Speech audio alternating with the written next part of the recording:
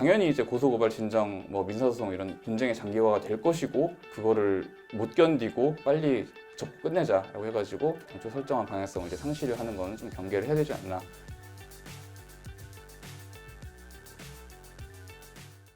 그 초기부터 이제 향후 법률 분쟁을 대비를 해야 됩니다. 언제든지 이제 문제 직원들은 어느 시점에서든지 외부기관, 노동청, 노동위원회, 법원, 그리고 이제 근로복지공단까지 자기 쓸 수 있는 모든 카드를 다 이용을 해서 이거를 회사를 압박하고 공격을 할 수 있기 때문에 그런 부분을 이제 유념을 해야 됩니다.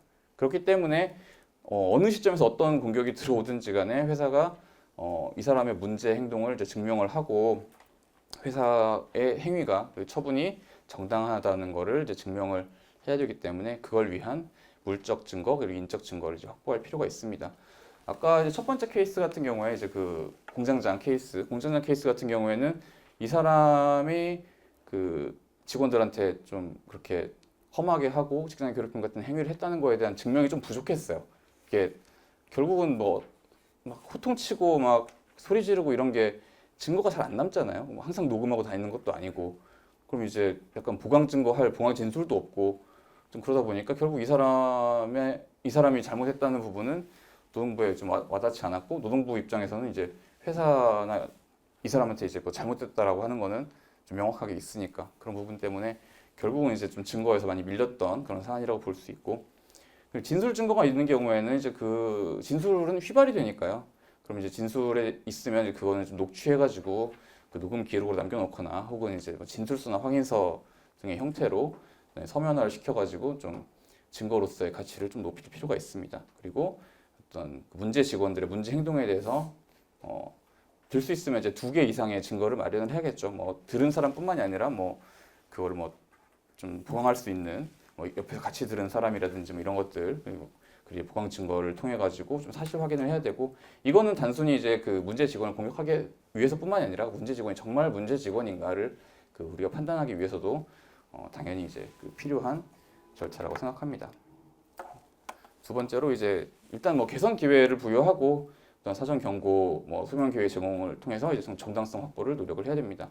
일단 뭐 면담을 통해서 그냥 되게 싫지만 문제 직원들이랑 대하기 싫지만 그래도 이제 면담 등을 통해서 그 요구 사항을 경청을 하고 뭐 가능한 요구 사항이 있는지, 뭐 자기를 옮겨달라는 것인지, 혹은 뭐 좀 돈 얼마 주면 나가겠다는 것인지, 뭐 여러 가지 뭐 바라는 게 있을 수 있잖아요.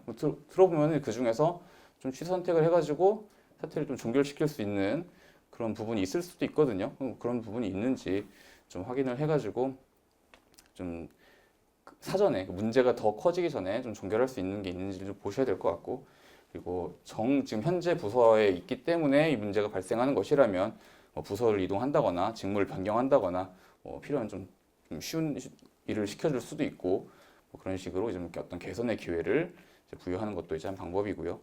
대신에 이제 개선 방안을 고려하되 막 질질 끌려가서는 안 될 것이고 당연히 문제 직원이 하고 있는 문제 행동에 대해서는 너가 지금 그렇게 행동하는 것은 이러이러한 문제가 있기 때문에 인사처분 대상이 된다. 혹은 뭐 네가 계속 이렇게 할 경우에는 법적 책임도 부담할 수 있다라고 하는 부분을 좀 단호하게 경고를 할 필요가 있고요.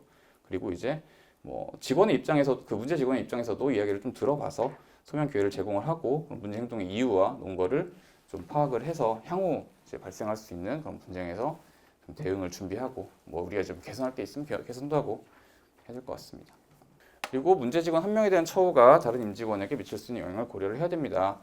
뭐 대응하는 크게 뭐 3가지가 있겠죠. 뭐 강경하게 해가지고 이제 문제 직원의 그런 요구 따윈 들어주지 않는다. 우리는 무조건 너를 해고할 것이다. 이렇게 할 수도 있는 것이고, 혹은 이제 이 사람이 이야기하는 거를 수용을 해서 뭐 문제를 뭐 미봉을 하거나, 혹은 뭐 그 수용을 하면서 이 사람을 내보내가지고 어쨌든 뭐 문제를 종결하거나 그런 안도 있을 수 있고, 뭐 다른 제3의 방안이 있을 수도 있겠죠. 저는 기본적으로 약간 좀 강경한 쪽이에요. 일을 하다 보면 어쩔 수 없이 그 저한테 일 주는 건 회사인데 그 회사 쪽에 좀 이렇게 마음이 이렇게 가게 돼가지고 좀 강경한 쪽인데 그거를 좀 감안하고 들으시면은 결국 이제 해당 직원이나 그런 문제 행동에 대한 이제 회사 내 집중도가 있을 거 아니에요. 큰 회사에서 되게 일부 뭐 찻잔 속의 태풍처럼 이렇게 조그맣게 있는 뭐 이런 일이면은 모르겠지만 보통 이제 이런 문제 직원 그 빌런들은 되게 좀 사내 유명 인사가 되어 있는 경우가 되게 많잖아요. 다 이렇게 보고 있을 거잖아요. 거기서 이 사람 이렇게 했는데 야, 쟤 어떻게 하나 보자. 보고 있을 텐데 거기에 대해 가지고 회사가 아까 제가 말씀드렸던 그런 케이스들처럼 돈을 주고 끝냈다.